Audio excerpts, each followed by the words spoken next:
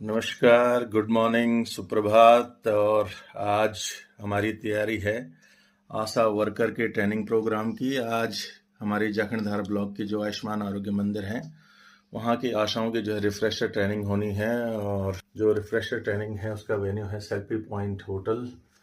तो आज जो है हम आपको दिखाएंगे कि भाई हमारे रिफ्रेशर ट्रेनिंग में क्या क्या होगा। अब थोड़ी देर में तैयार होते हैं, अभी थोड़ा यही तैयारी चल रही है जो उनको ट्रेनिंग में जो जानकारियां देनी है आशा वर्कर्स को। तो चलो मिलते हैं। तो वहाँ पहुँचे हैं selfie point hotel and restaurant Jakhnidhar में। यहाँ पर जो है आशाओं का प्रशिक्षण जो रिफ्रेशर प्रोग्राम है वो संपन्न होना है। और ये सामने जो है पीपल डाली ब्रिज, और ये पीपल डाली में ही स्थित है selfie point hotel and restaurant. तो जो हमारा वेन्यू है वो छत में है जहाँ पर कि आशाओं के प्रशिक्षण की व्यवस्था की गई है। तो चलिए चलते हैं।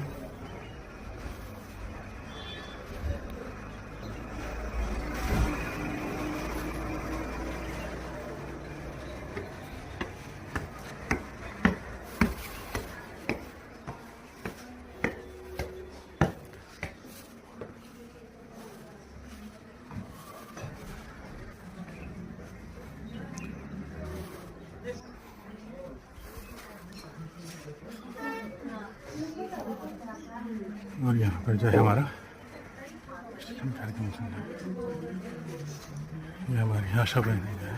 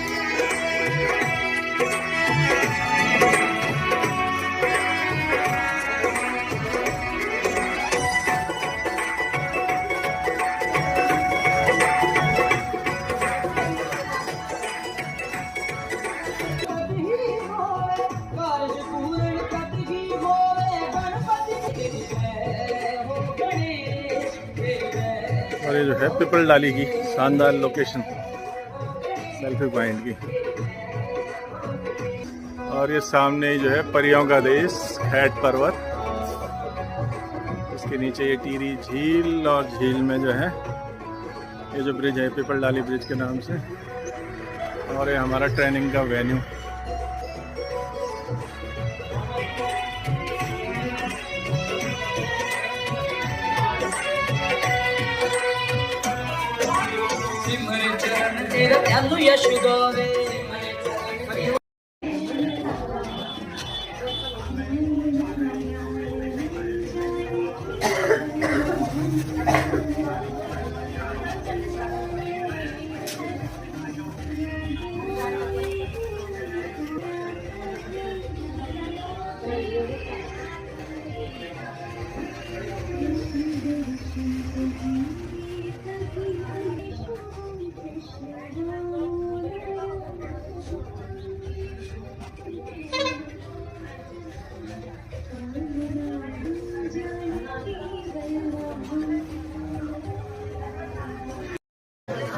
हेलो,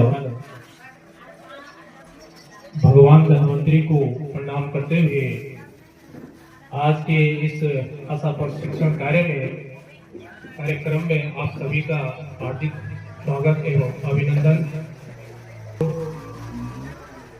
आगे बढ़ाने के लिए मैं सर्वप्रथम दीप प्रज्वलन का जो कार्यक्रम है हमारे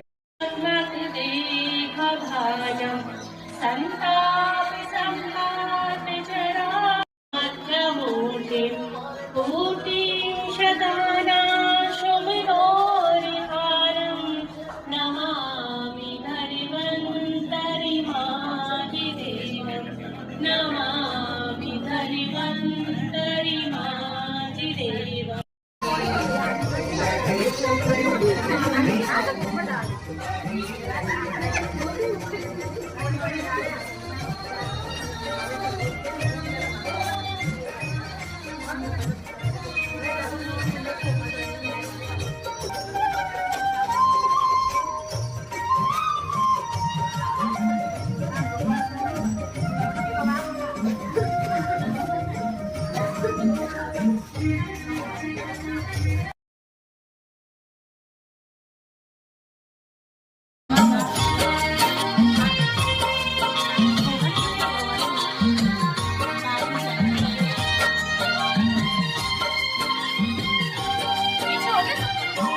कोई नहीं, आगे से देवभूमि मातृभूमि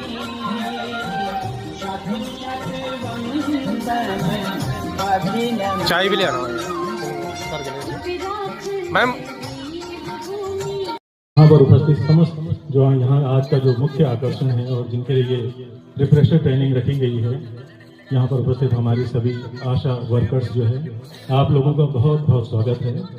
और ये जो जैसे आपने देखा है पूर्व के समय में भी होता है कि साल भर में हम एक रिफ्रेशर ट्रेनिंग करते हैं आप लोगों की। उसका उद्देश्य यही होता है कि जो हमारे आने वाले नए प्रोग्राम हैं उनके बारे में आपको जानकारी दे सकें, और जो प्रोग्राम हमारे भी चल रहे हैं उनको लेकर जो है आपको कोई अगर समस्या हो या कोई आपकी कोई क्वेरी हो तो उनको जो है हम दूर कर सकें। तो यही इन प्रोग्रामों का उद्देश्य रहता है। और इस क्रम में जैसे मैं वैसे तो अब क्योंकि आप लोगों को हमारे आयुष्मान आरोग्य मंदिरों से जुड़े हुए लगभग 3 साल होने वाले हैं, तो बहुत कुछ तो आपको जानकारी हो ही गई है। और अब तो मुझे लगता है कि वात पित्त कफ तो सबको समझ में आ गया होगा, आ जाता है सबके समझ में, जो है 3 दोष जो आयुर्वेद के हैं सबको समझ में आ जाते हैं। और वैसे भी तो देखिए ये तो हमारे वैसे भी जो है हमारे व्यवहारिक जीवन में चीजें पहले से ही थी, है ना। वात पित्त कफ तो लगभग मुझे लगता है जितने पुराने लोग हैं उनके मुंह से आप सुनते रहते होंगे। तो जो त्रिदोष हैं वही हमारी आयुष चिकित्सा का मुख्य आधार है। तो इन वात पित्त कफ और इन सब त्रिदोषों से आपका परिचय है ना। और जो है जो आयुर्वेद के जो छोटे जो वैसे सिद्धांत थे वो भी हमने पिछले 2 सालों में जो ट्रेनिंग हुई है वो क्लियर करें हैं आपको। और इसमें जैसे आपने बहुत सारे शब्द सुने होंगे, हमारी दिनचर्या, ऋतुचर्या, है ना, ये सब चीजें आ जाती हैं आप लोगों के समझ में। दिनचर्या है ना, दिनचर्या मतलब जो डे शेड्यूल होता है आपका सुबह उठने से लेकर रात को सोने तक का, है ना। ये समय समय पर जो है हम जो कैंप करते हैं या आप लोगों को जो पहले जो ट्रेनिंग हुई है उसमें हमने समझाया था कि ब्रह्म मुहूर्त में उठने का क्या है, उसके बाद दम धावन या दिन भर आदमी की क्या एक्टिविटी होनी चाहिए। और यही स्तंभ है स्वस्थ जीवन का, है ना, जो हमें ये प्रोग्राम जो मतलब आशाओं को जोड़ा गया। और जो आयुष्मान आरोग्य मंदिरों की जो परिकल्पना है वो इन्हीं सिद्धांतों को लेके है।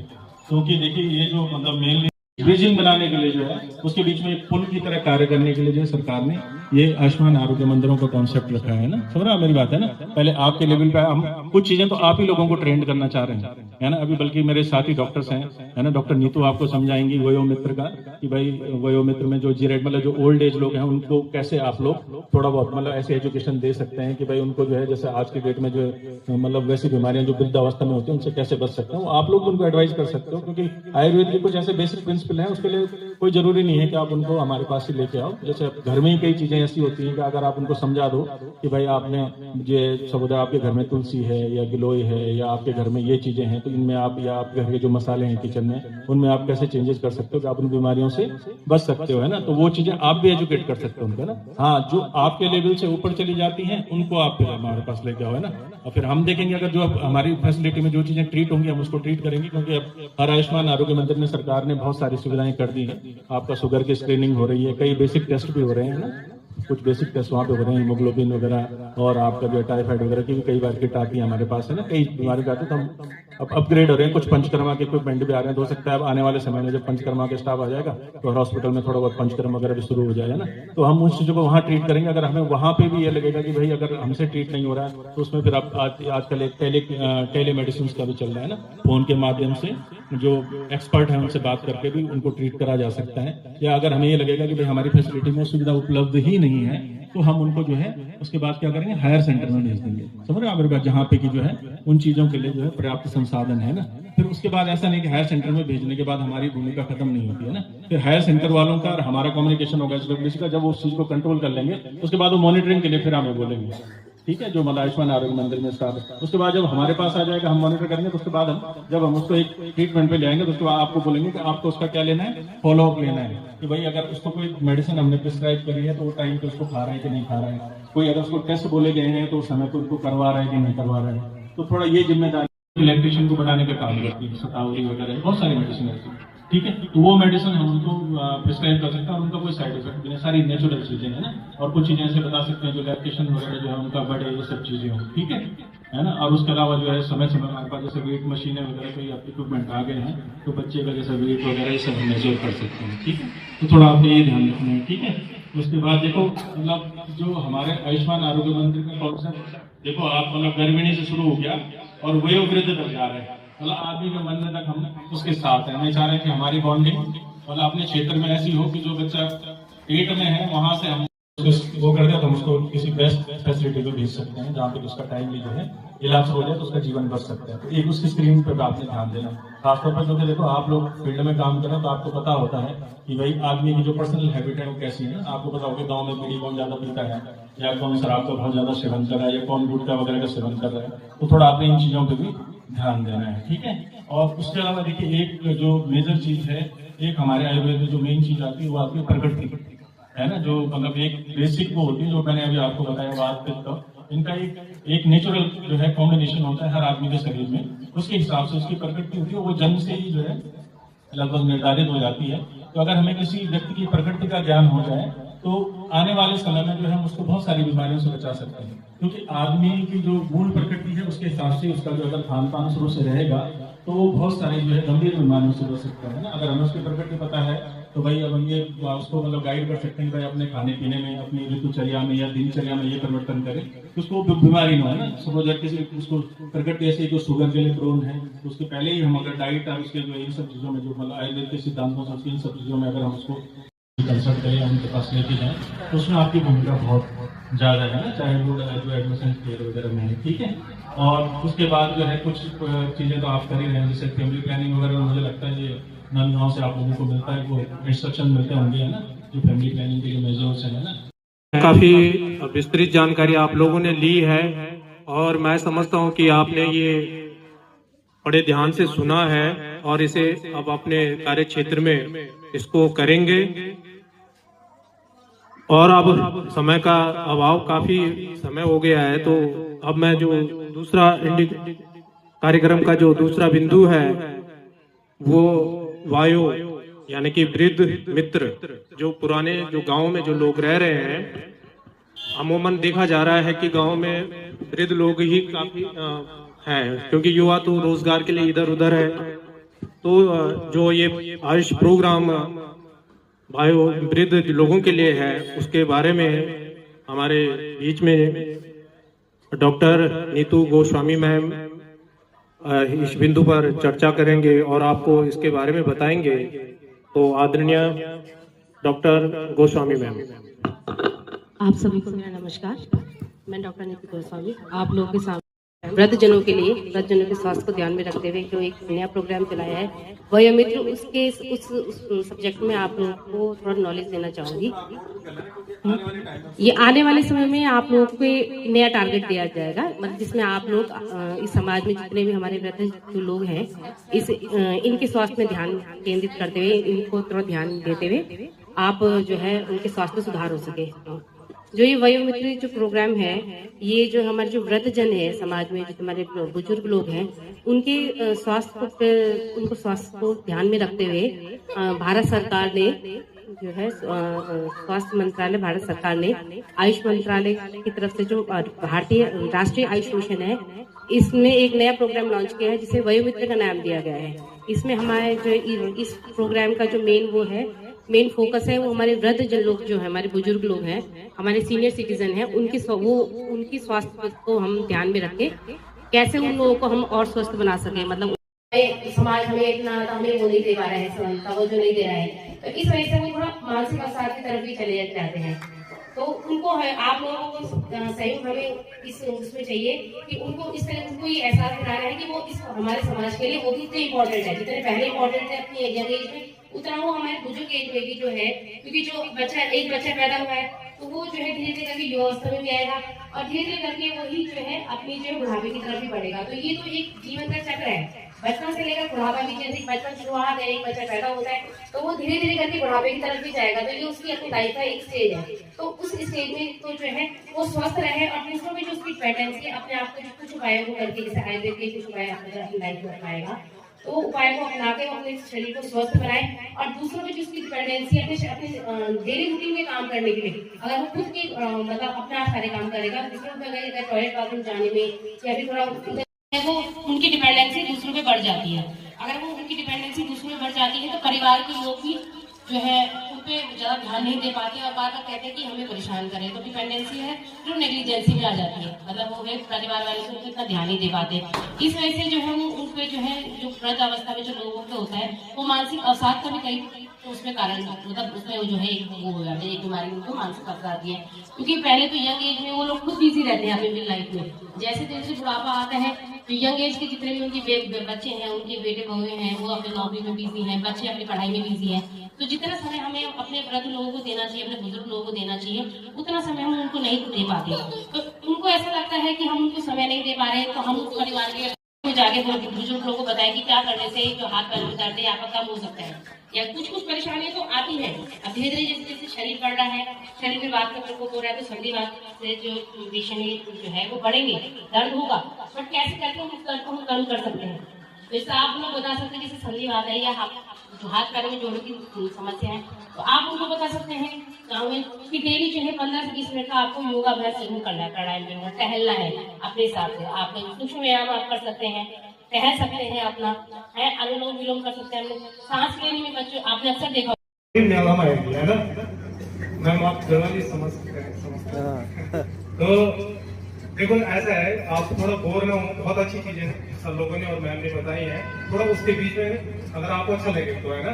तो क्या होता है कि मेरा माना कुरानडेरी में लगे है ना, अब कोई हमारा कंदरबंदी ऊपर साइड या किसी बेटी ने कि गाँव को बेचारों अनपढ़ आदमी होने का पहले गाँव में शिक्षा भी नहीं है ना, तो आई अब अपनी दुकान पे लगी कि ऐना ले लो, ऐना ले लो, ऐना ले लो, यानी कि शीशा ले लो, है ना, शीशा ले लो। अब वही देखिए बोले क्या क्या चीज थी क्या, है ना, तो वही देखिए ऐना, अब वही की शकल दिखेगी ये तो मेरे बुरा मेरे जोड़े भाई जी, है ना, ताकि करो दिखे होता है बोले और मैं तो कहते को छिपाई को 10 रुपए की बड़ा पड़ता है ना, पैक करके एक लिफाफा पर है और अपना घर चले, अपना घर जाए अपने घर वाले में बोलिए पियो कमेंट तो कुछ सामान ले आए तो सिर्फ घर वाले तावली रहा नहीं गया बहुत कभी तक गया कुछ जलेबी पकौड़ी या कुछ चाहिए बोलूं तो वो क्या करे कि ना मैं नहीं बताऊं तो कि मैं कुछ चीज मिले आज में बहुत स्पेशल चीज, तो वो बताएंगे कि अपनी फोटो देखता है कि मैं जोड़े भाई बहुत कोई लेके कर रहे हैं ना, तो वे क्या करे कि ना दिखा मैं तो फटाफट दिखा, अब वे देखिए अपनी फोटो में ये कौन कमर तुम्हारो तो साथ लेके बोल है ना ठीक। अब क्या है कि कौन बैठाया जाता है, मैं साफ सुथरा और बुजुर्गों की बात है कि ना भीड़ आदमी, तो पहले का हमारा लोग अनपढ़ लोग मतलब उतना शिक्षा नहीं था ना, तो पहले सासू जी पहले क्यों है माँ बाबा बल्कि खाना वाली चीज बन जाएगा और क्या चीज बन जाएगी बच्चा तो दिखा दो वरना मैं देखो सर में दिखाई वाली यूट्यूबर सोच लेंगे बस दिखा दो देखिए अब बुढ़ी फोटो दिखा देता है ये चौरा आते हैं कौन कमर पे ले होता है तो खा नहीं लेते है ना, तो आप भी अपने गांव में जाएंगे, अपने वृद्ध लोगों को हंसाएंगे, है ना, तो आप कार्यक्रम को आगे उसको क्या कहते हैं, आहार कहते हैं। वो अच्छा भी हो सकता है, ये बुरा भी हो सकता है। अच्छे का मतलब जो आपको स्वास्थ्य बना रहा है, जो आपको हष्ट पुष्ट तंदुरुस्त बना रहा है, उसको अच्छा कहते हैं। और बुरा का मतलब जो उसको नुकसान कर रहा है। बहुत सी चीज़ें क्या खाने से नुकसान होती है। अब आहार की अगर मैं थोड़ा सा बात करूं तो आहार में अगर मैं मॉडर्न की बात करता हूं तो मॉडर्न में आहार के बारे में बहुत छोटा लिखा है। उसमें मुश्किल से 5-6 चीज़ें लिखी है। आपका protein, carbohydrate, vitamin, minerals, fat और वाटर, पानी, बस इसी के बारे में। और अच्छी बात है कि आजकल उन्होंने भी अच्छे अच्छे हॉस्पिटलों में डाइटिशियन बिठा दिए, वो भी आहार पे बहुत ध्यान देने लग गए। लेकिन आयुर्वेद एक ऐसा शास्त्र है जो कहता है कि आप बीमार, ये तीनों बीमारी क्या हमारे गलत आहार विहार से होती है। आदमी कहते हैं ग्रीस खत्म होगी जी, कहाँ से खत्म होगी? हमारी गलत आहार विहार से। हमारी गठिया हो रहा है, उसमें क्या तो यूरिक एसिड बढ़ता है। यूरिक एसिड क्या बहुत खतरनाक जहर है, वो क्या तो बॉडी में डिपॉजिट होने लग जाता है, आपके छोटे छोटे अंगों में, छोटे छोटे जोड़ों में क्या इकट्ठे होने लग जाता है, तो गठिया की उत्पत्ति होती है। तो अगर आपको इन सब से बचना है तो आपको रास्ता आयुर्वेद से जाता है। इसलिए आयुर्वेद को छोटा मत समझना। और अच्छी बात है, आयुर्वेद में बहुत बड़ी बात कर, धर्म, अर्थ, काम और मोक्ष। क्योंकि आयुर्वेद का ये छोटी सी, अब आहार की बात करता हूँ भाई, यहाँ तो प्रोटीन, अब मॉडर्न के हिसाब से प्रोटीन, कार्बोहाइड्रेट, विटामिन, इसमें फंस गए। लेकिन आप ये क्यों भूल रहे हैं, हमारे ऐसे भी ऋषि है कि जो आज भी डीएम से परमिशन लेते, जब बद्रीनाथ केदारनाथ के कबाड़ बंद हो जाते, वहाँ वो परमिशन लेते और उस -14 टेम्परेचर में जीते, वहाँ तपस्या करते। तो आप सोचो उनको क्यों डेफिशिएंसी नहीं हो रही उसकी, विटामिन की, प्रोटीन की, कार्बोहाइड्रेट की। हाँ, वही बीमारी होती है। और सबसे बड़ी बात है कि प्रकृति में सब जड़ी बूटी वही दे रही है आयुर्वेद में। आपको आवश्यकता नहीं कि अमेरिका से कोई चीज़ मंगाने की, वो तो आजकल ट्रांसपोर्टेशन इतना हो गया कि वहाँ जो अवेलेबल होता है हम उसको मंगाए, उसकी बिल्कुल भी आवश्यकता नहीं। आपके आसपास सब कुछ है, बस थोड़ा सा जागरूक होने की, समझने की। जैसे हमारे पास अब बात रोगों की बात करते मेथी दाना हमारे पास है, बात रोगों की बात करते लहसुन हमारे पास है, बात रोगों की बात करते हल्दी हमारे पास है। अब हल्दी में कितनी बड़ी चीज़ है, हल्दी में एक तत्व पाया जाता है कर्क्यूमिन। कर्क्यूमिन इतना अच्छी चीज़ है कि जो सबसे बड़ी बीमारी है कैंसर, उसको ठीक करती है।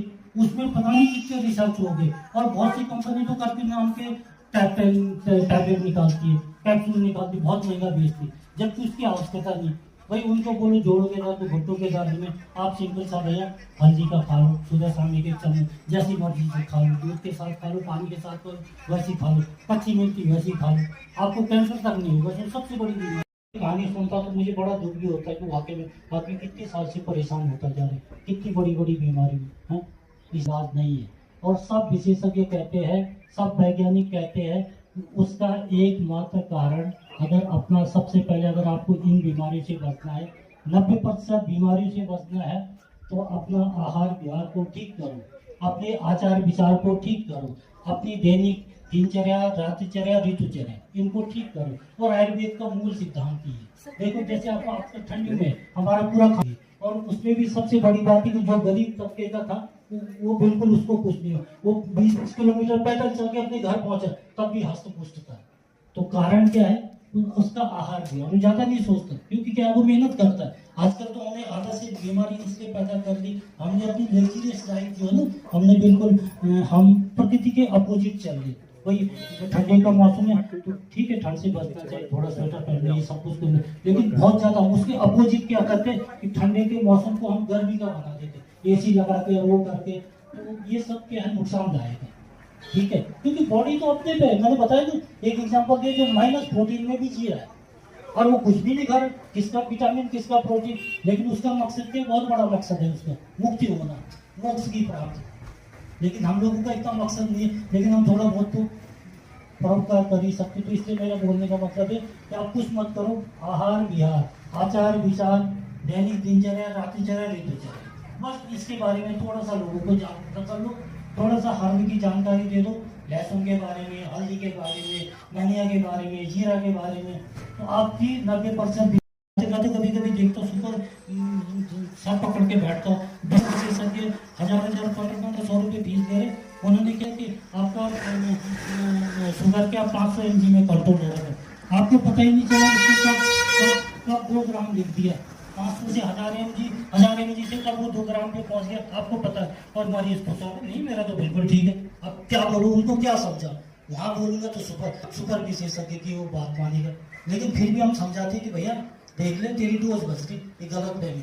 अगर तो आयुर्वेद की दवाई खाता, मेथी दाना पीता है, दवाई खाता है, ये सब कुछ खाता है, तो देख ले, मानो तो दवाई भी खा रहा है ना, तो कोई बात नहीं, तेरा बड़ा भी तब भी फायदेमंद है।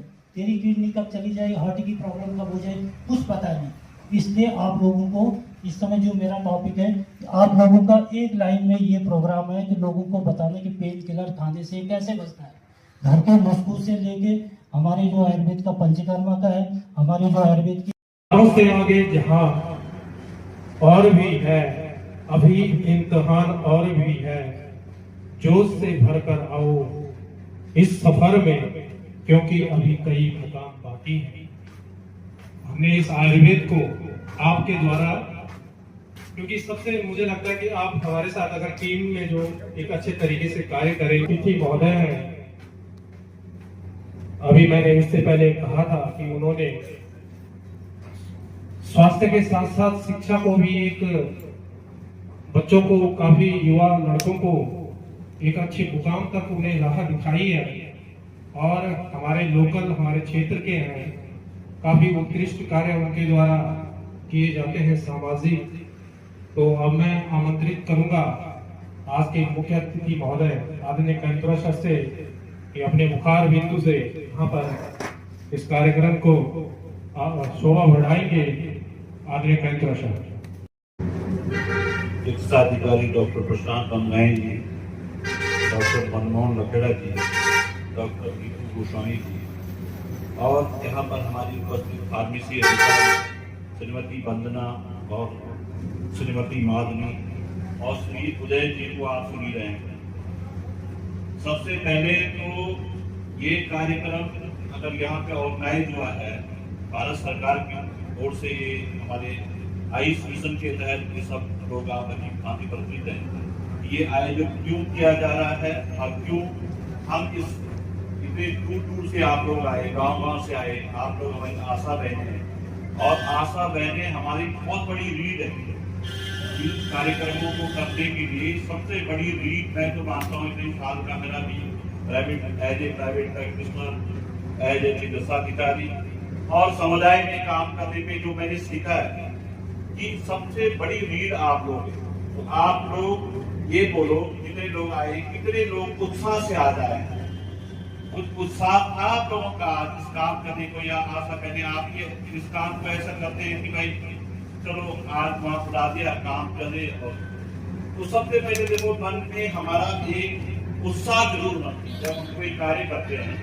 तो हमारे घर जब खाने बनाते हैं सुबह को, क्योंकि मानसिक स्वास्थ्य बहुत ज्यादा बढ़ रहा है, बहुत बड़ा हमारे लिए ये बड़ा वो हो गया है। और मानसिक स्वास्थ्य जैसे अभी डॉक्टर लखेड़ा जी ने बोला कि लोग क्या कहते हैं, दर्द हो गया हमने पेन किलर ले लिया, ये भी एक मानसिक स्वास्थ्य की हो रही है। मैंने दवाई रखी है क्या और मेरे को पता नहीं क्या कुछ हो जाए। तो हम लोग क्या है, एक मानसिक स्वास्थ्य या मानसिक व्याधि से बचपन से ही हम लोग असुरक्षा की भावना से जूझ रहे हैं। आज जैसे हम जूझ रहे हैं कि हम बोलते हैं हम पहाड़ से हमारे गांव खाली हो रहे हैं। क्यों हो रहे हैं हमारे गांव?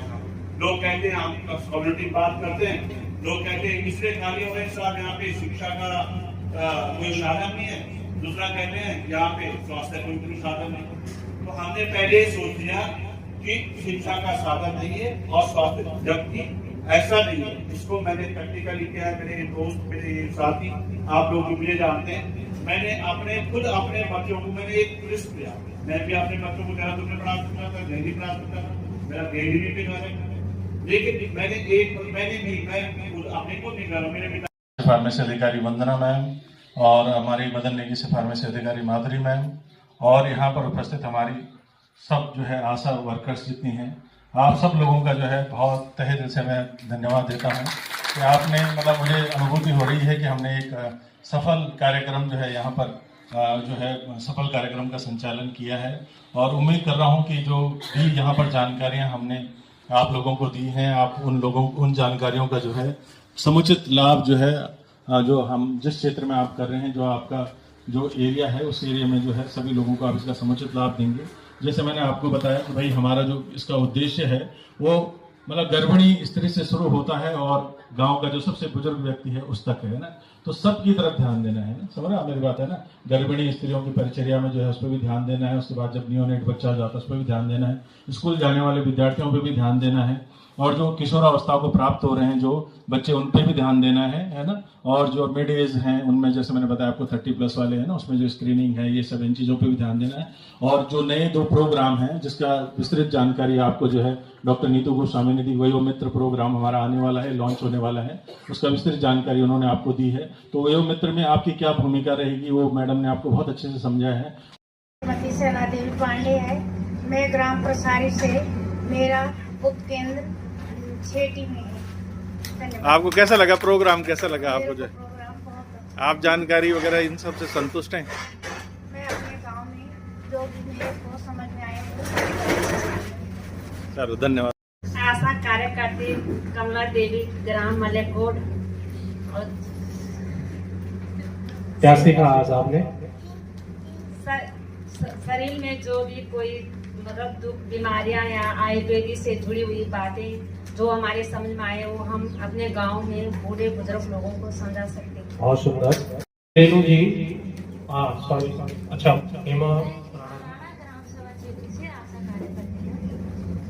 जो आप लोगों ने हमें सिखाया बहुत अच्छा लगा, हम वो गाँव में जाके के सबको बताएंगे।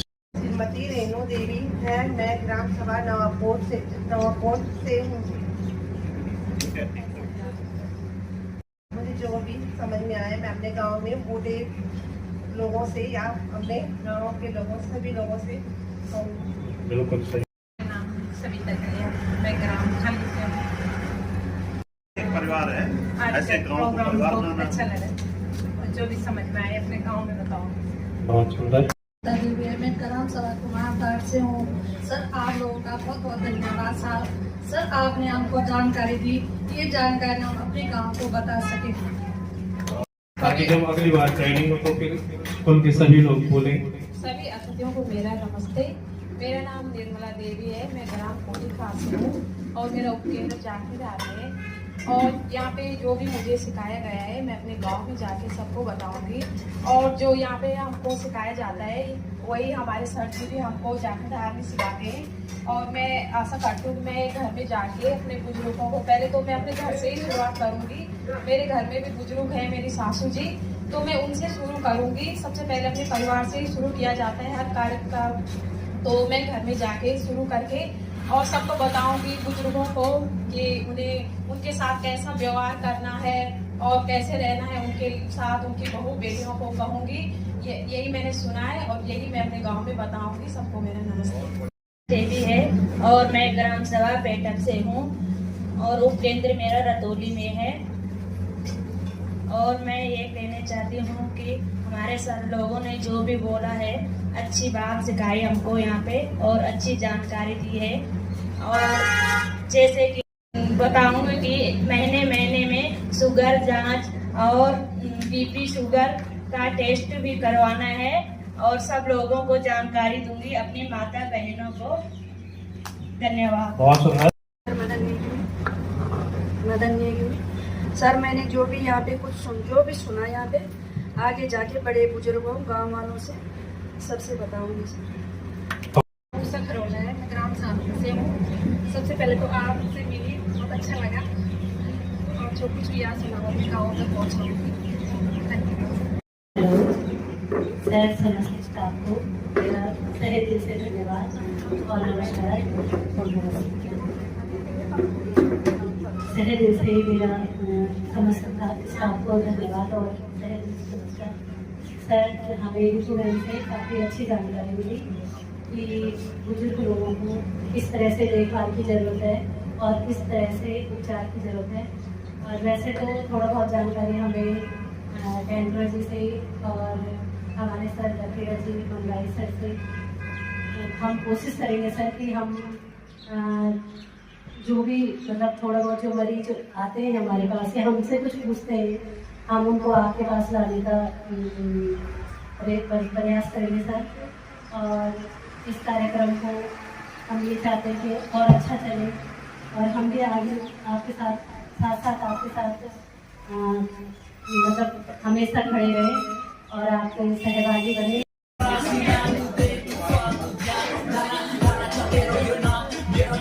लगा दो।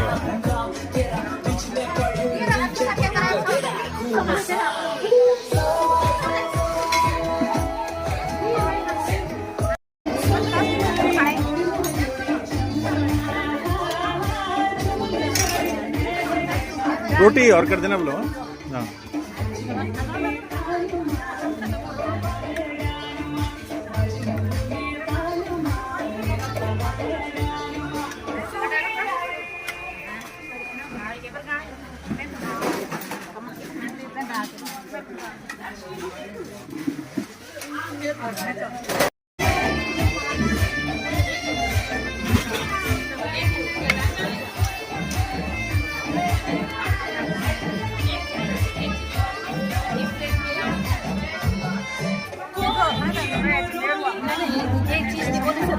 हाँ हाँ हाँ मैं ऐसे बोलने वाली थी चाउमीन बहुत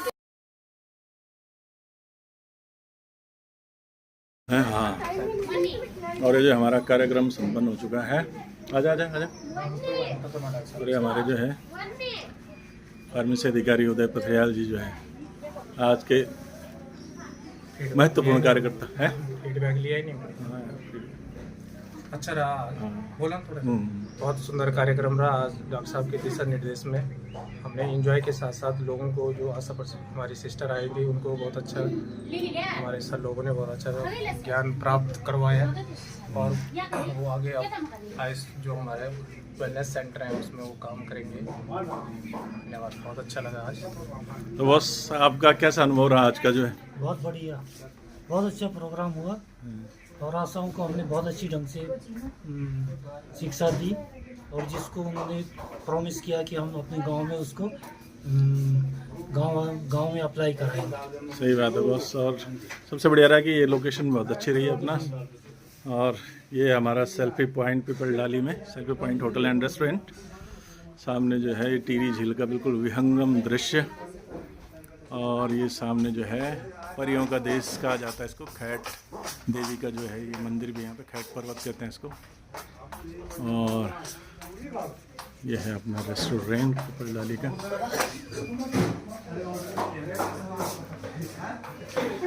चलिए बहुत बहुत धन्यवाद आप लोगों का।